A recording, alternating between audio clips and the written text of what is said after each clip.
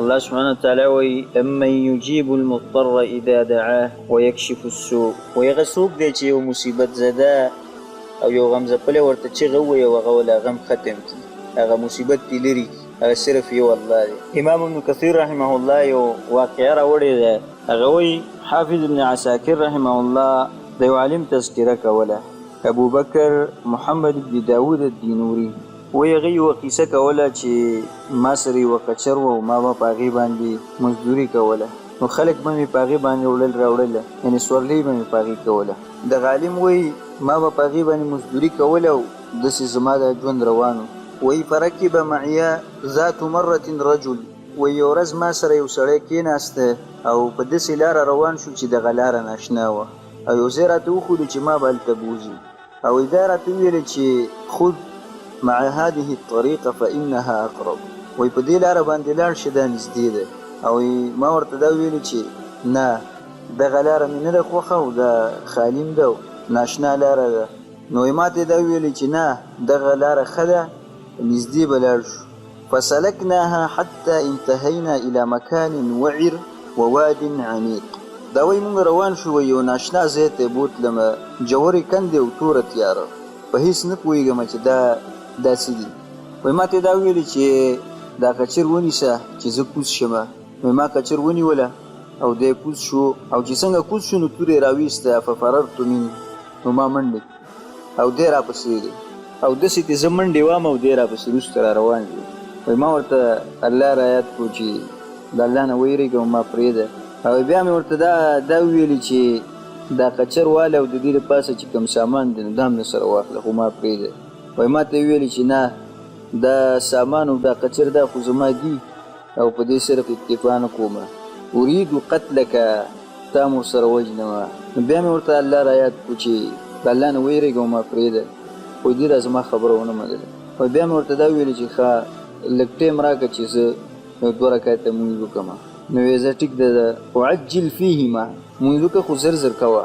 او دا هغه د نیکانو صالحینو خلکو شان دی چې په داسې وخت کې الله سبحانه وتعالی را یادوي او خپل رب سره رابطه کوي. او په دغه ځای کې دې دا ونه ویلي چې زه فلاني پسې به منډه وکړم.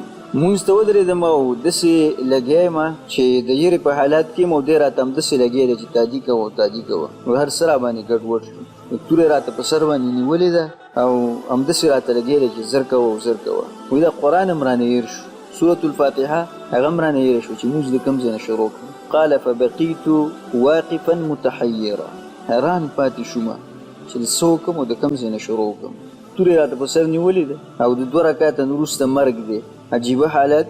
نو فالقى الله على لساني، سخت تکلیف کې یم او ډېر سخت غم کې یم. الله سبحانه وتعالی زما په ژبه باندې د آیت راوستو امن یجیب المضطر اذا دعاه ويكشف السوء. هغه څوک دی چې د مصیبت زده مصیبت لري کړي. فإذا بفارس قد أقبل من فم الوادي وبيده حربة. وایي چې ګورم د خوړ د طرفه یو وس والا راښکاره شو، په لاس کې غشی دی. فرما بها الرجل، دا سړی په دې غشي باندې ویشت او دا غشي بالکل په دې زړه کې د دې ننوت. فخر سریعا، دا سړی راپرېوته او مړ شو. وایي ما په هغې پسې منډې کړې او ما ورته دا ویلي چې بالله من انت، ته څوک یې د کوم ځای نه رالې؟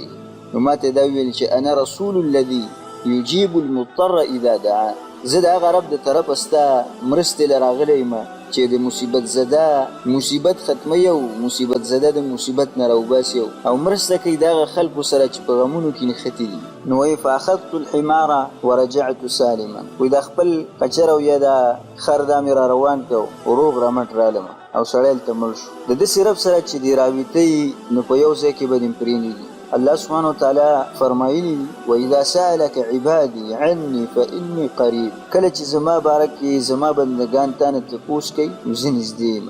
أُجِيبُ دَعْوَةَ الدَّاعِ إِذَا دَعَانِ، چې ما نه څوک څه غواړي نو زه ورکومه.